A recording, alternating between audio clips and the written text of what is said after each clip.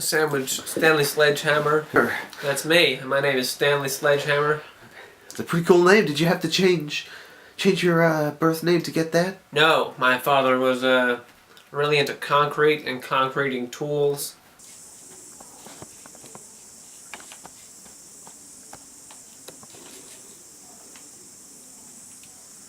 Oh, my name is it's Otis Snapbacker. My name is Ned Flanger. Alright, I just don't want to share too much information in front of strangers because I've encountered some things that some people might say are crazy, but also I have discovered that if you say the wrong things to the wrong people, that you'll get hunted down. I have numerous friends who have been taken out without even like a word or warning from everyone. Carlos. Paris. Hope you don't mind if I worked late tonight. What time did you finish? Just before, just about 4:45.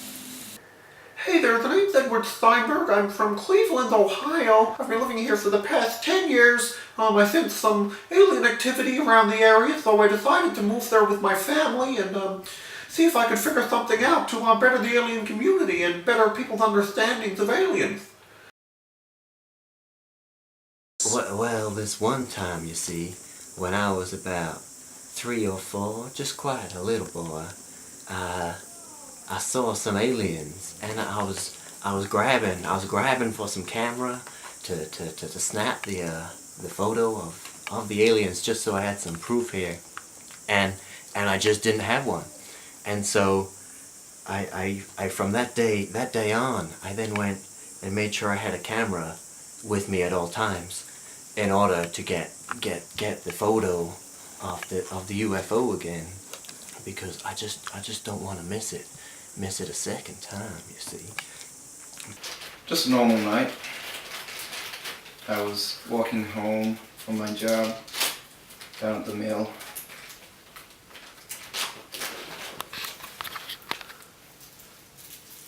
Without even asking how I even got there, I took a blink and I was somewhere 10 feet above the ground. I lost my train of thought, but that's okay. Where was I? Oh yeah. So before I knew it, I was in outer space, going through numerous galaxies at a time. I looked to my left and right, and all I could see was white until I looked above, and then I could see the outer space. All of a sudden, a being came towards me and said, "We've been looking for you. You have a given gift. Don't waste it. You need to know the truth about us, that there's many of us on your planet." So, ever since then, I have been locating these beings, these outer space beings living amongst us. And I have got too deep, basically.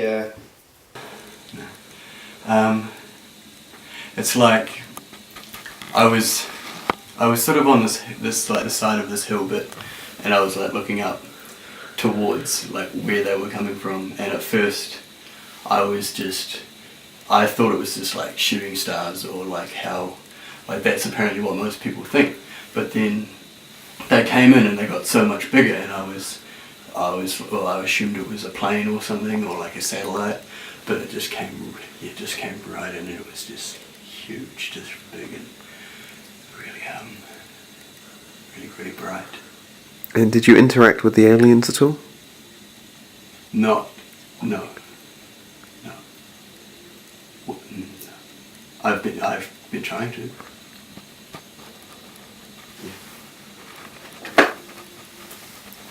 Well, you see, I was about 4 or 5 years old. I was sleeping outside on the trampoline with my older and younger brother, and I was just sitting there, I couldn't sleep, they both fallen asleep, and then I saw a big blue light coming out of the sky. Basically, long story short, it hovered down, sucked me up the beam, we went up into space, and they performed autopsies on me, and they paralyzed you, and they cut you open, and they put their hands in, and then they use this crazy alien sort of glue to just glue you back up, and then, of course, when you get back down to Earth, and you're trying to show people these scars for someone to believe you, I mean, nobody's gonna believe you, are they? Because you got no evidence. So I don't blame people for not believing me, but if you had seen the things I'd seen, and experienced the things that I'd experienced, then, you know, you'd be totally on board, you know? You would know exactly what I'm saying.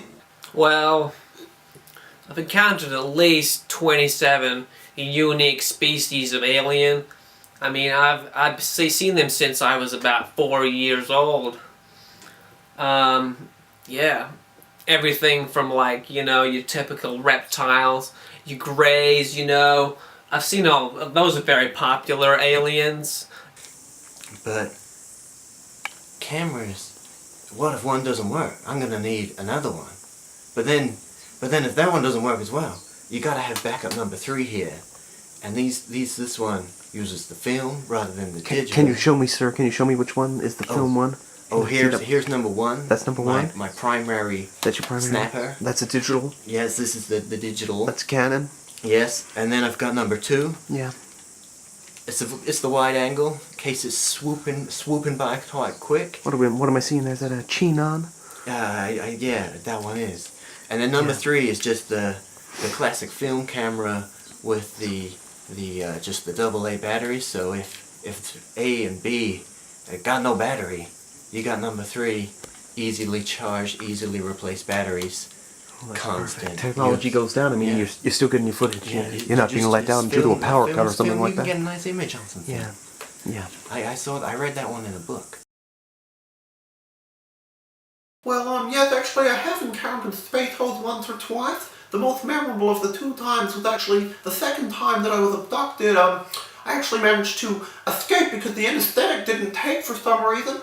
I was running through the ship, there were green pipes and crazy tubes everywhere. I managed to make it into one of the back rooms, and there were people frozen, sort of cryogenically frozen. They were performing tests on caveman and people from the future. It was, I can't believe some of the things that these guys must have seen. Anyway, I actually managed to evacuate in a space pod. You see, I just climbed in, hit the go button, just blasted to another planet. I'm not sure where I was at this point in time. Space holes to the left, space holes to the right, they were everywhere.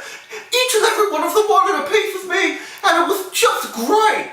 They would just come up to you, and they were more than willing to let you have sex with them. Each and every one, they would go 2, 3 at a time, you know, as many as you could handle, as long as you're pleasing each and every one. If they got tired, they'd just detach their limbs so you could fuck them and you'd stay happy. They'll have a quick rest, and then you could fuck again. Those space holes made aliens what they are. Those are the reasons that I search for aliens to gain those sexual experiences again. Intergalactic fuckery is like nothing you've ever experienced. And you can't say otherwise until you've tried it for yourself.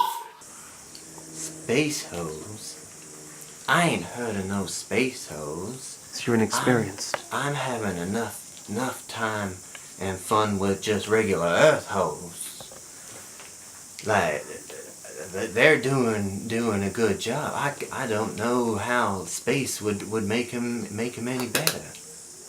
Maybe you're right. Maybe it's the intergalactic vibes. Oh, I don't know. That sounds kind of spooky to me. Yeah.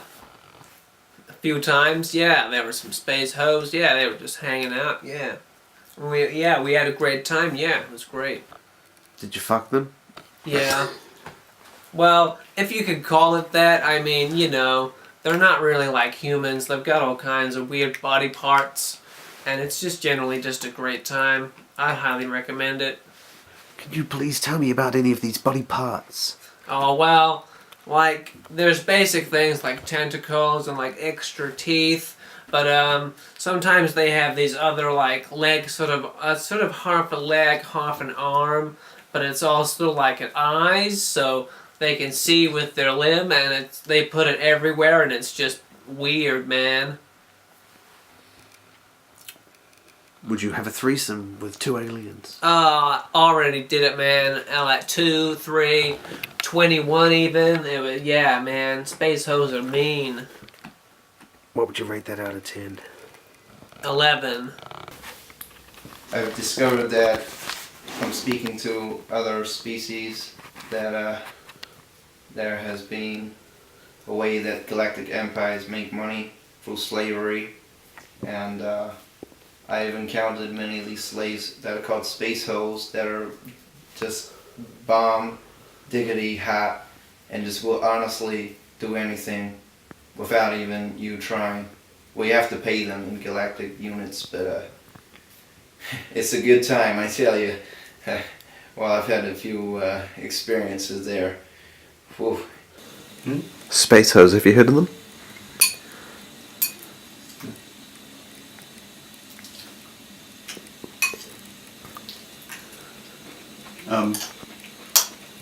What is that?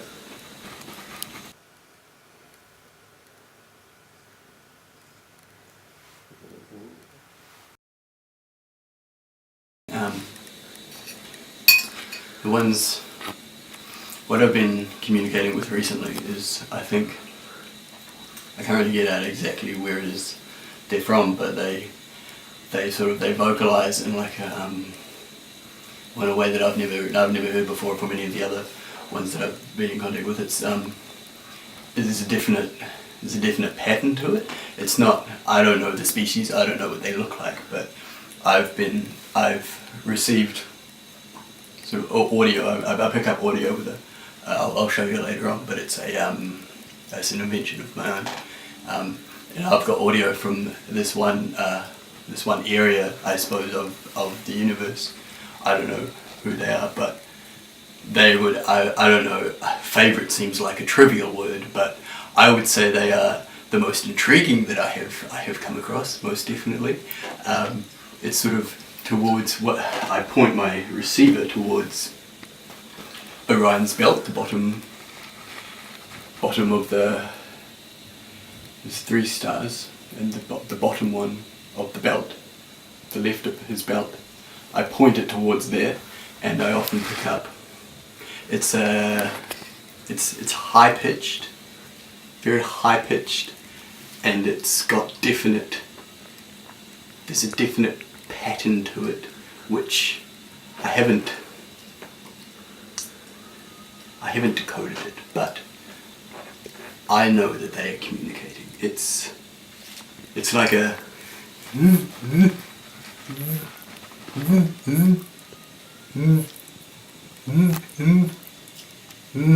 Oh, I don't know. Well, I'd rather not answer that question. No comment. Well, I did meet a fellow, a pygmy bot, that could easily just increase its size and then go inside people and eat their intestines. It was brilliant to watch. He came out wholeheartedly and said he had a feast off a frylie, and frylie is known to taste quite good, so that's interesting to know about someone that you've met who can eat people's intestines from the inside. He was also a really good guy, played the violin quite well, and he also liked to enjoy his cigars with a whiskey at night. It's quite enjoyable, yeah. So probably the pygmy bat is my favorite. Yeah, great bunch of people as well. So yeah. Have you been on any adventures with them? Yeah, his name is Clarence, and he's kind of a older pygmy bat. And yeah, we met on some random planet where I turned up and people were like, hey, try these turnips. We make turnip soup. I just had to enjoy it. Little did I know it was it had hallucinogenic powers. Anyway, so this pygmy bat came up and was like, hey man, I know what you're on. You're on that fucking turnip juice, man. I was like, yeah. what do I do? And he's like, don't worry, you go eat that fruit over there, it'll calm you right down. Little did I know that was hallucinogenics even stronger. And yeah, Clarence was having a great laugh as I tried to dive into the lava pools. Little did I know it was a lava pool. Yeah, and we became friends after that, so yeah. Yeah, Clarence suddenly got stricken by a disease, so he's not really with us anymore. I miss the guy quite a lot. He wasn't very nice. However. Well, I don't want to come across as a Daniel Speckman fan or anything like that, because I find most of his work seems to be untruthful and invalid, but I do heavily support his theory on the reptilian race and having people and, well, reptiles rather posing as people in high places, pulling the strings, you know, getting us to build a utopia for them. And I find that pretty exciting because I've actually met a couple of people high up in the government that have actually said to me face to face, you know, these are very truthful men, they wouldn't lie to me, I've known them since childhood, that this is true, and that they're actually friends with some of these reptiles, and I've got stone cold proof that they haven't been able to show me yet, but they assure me it's true, and I don't know why they would lie to me. So if I don't have a reason to doubt them, why do you have a reason to doubt me?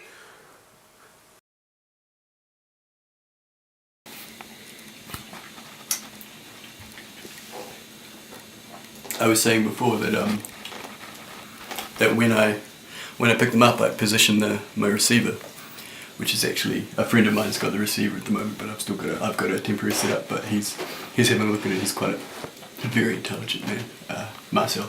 He's a very intelligent man. He's looking at it at the moment, seeing if he can help me to fine tune it, because at the moment I'm adjusting the whole system by hand. But he's working on a sort of computerized, so I can have it on the exact coordinates every time, whereas at the moment it's a bit hit and miss whether or not I actually get anything. But this will make it much easier, and I'll be able to take readings and hopefully sort out the code much more, much easier, I suppose. Make it much easier. But what I can show you is come down here. Is that a string you've got tied around your spoon there, sir? Yeah. Yeah, it is. Come here and look at this. Through here. I'm not 100% sure what this is.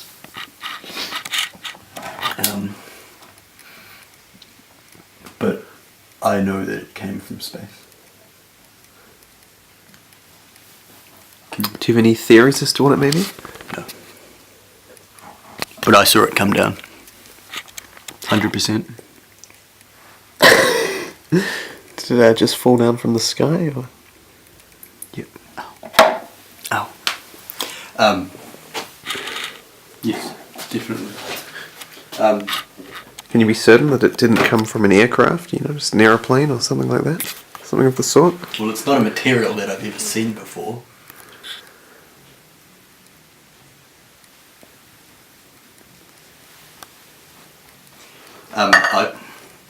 I can show you my apparatus in a second. I'd love to see it. What are you drinking there? It's just water.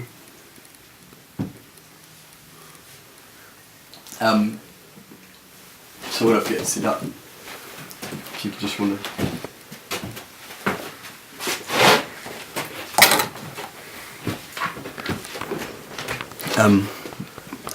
you can see this is hooked into up to this its circuits, and this normally goes out to my receiver. I've got a temporary receiver set up over here, which I can show you. Okay, yep, check that but out at the later. moment, so it's set up to receiver, and you can actually hear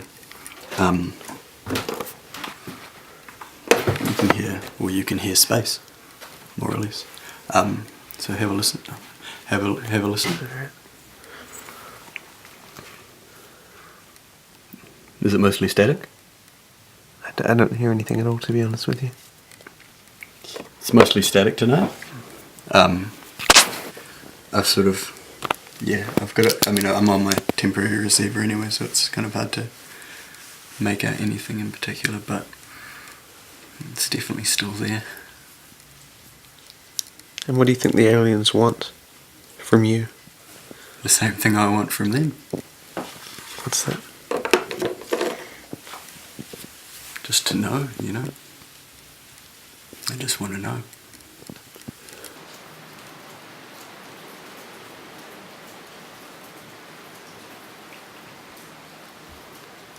Did you get everything you need?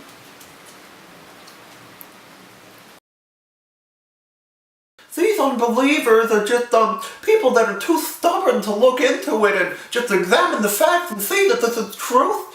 I mean, there's a lot of propaganda from the high up there reptilians, as we talked about earlier. So, the saying to people, these do not exist, this theory isn't correct, you know, because they don't want people to find out about it. They're going to lose their utopia, they're going to use their power. They're going to lose their utopia, they're going to lose their power. I mean, they don't want that, so... I mean, I wouldn't be surprised if after this documentary's released that I'll be found dead somewhere because these people have come for me before and I'm sure that they'll do it again because they can't have this type of information getting out there. And that's the reason why there are so many unbelievers and it just drives me absolutely insane.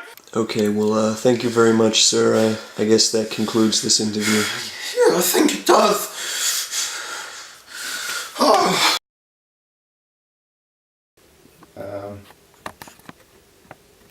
How people can travel through planets extremely fast. That's easy. There are creatures that float space that can travel faster than the speed of sound. They're called quick dragons, or lightning dragons, and people get towed around by them. It's quite simple. Once you catch one at the speed of sound, you can ride it. Also, yeah, the currency is galactic units. People use these to buy space holes, or the favorites on many planets is Sloppy Joe's. So, yeah, it's an interesting place out there, but it's being covered up by the government, yeah, for everyone. So you're missing a big party out there. Yeah, I'm sorry you guys will never experience it.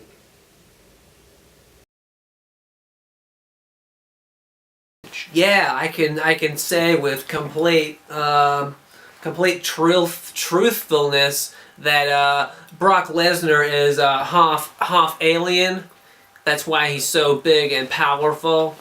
But yeah, because he's a mix of two different species, that's why he suffered various illnesses and had to pull out of fighting. Alright. And what proof do you have to back this up, sir? Well, I want to hear some proof. I've been in contact with his alien parents for a little over 6 years now, and you know, we're good friends. You know, we talk about everything, and yeah, I just happen to know that it's a fact. I've seen Brock transform. I seen him transform right before my very eyes. It was sensational.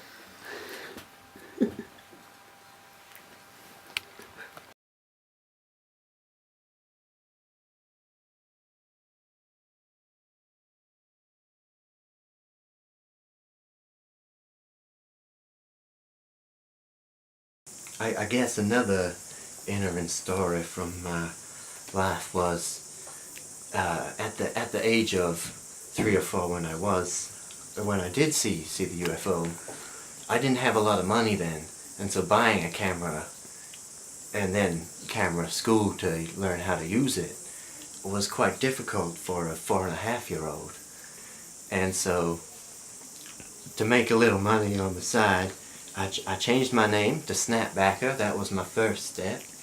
And then my second step was I bulked up, I got nice and big, and joined the underground cage fighting ring, where I fight most weekends on a Saturday evening in order to pay my way through photography school and keep my Canons running.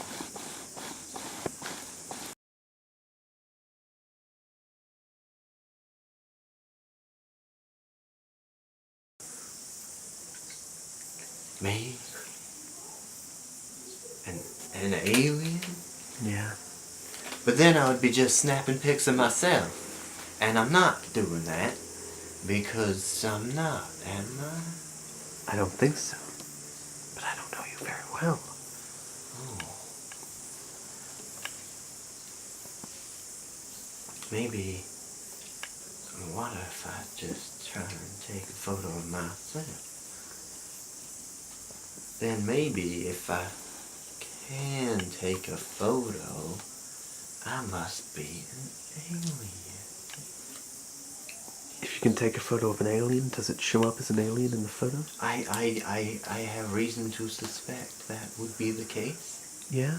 And what are you basing this on? That I'm trying to take a photo of an alien, and I wouldn't take a photo of anything that wasn't an alien. That's fair enough. Why don't you see if you can snap a couple of shots? This is kind of spooky. Like a Russian roulette or something. There has been a report in UFO Weekly quite recently that made perhaps 1 in 3 people is actually an alien. 1 in 3? Yeah, how does this make you feel? I've been missing out on getting photos of aliens, and there's 1 in 3?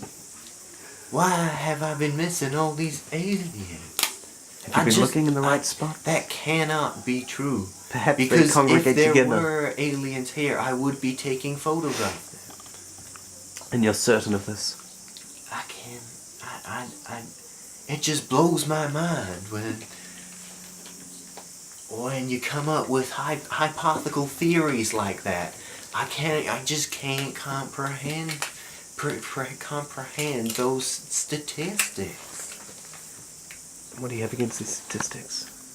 I just cannot. I will not believe those statistics. Don't make me come over there with my cage fighting abilities and make you shut up, because you can ask all the other cage fighters that I will do it, because you know I will. Sorry, I'm not having any more of this interview with you. Sir, no, sir, No, please. No. Please. Sir, come back. No.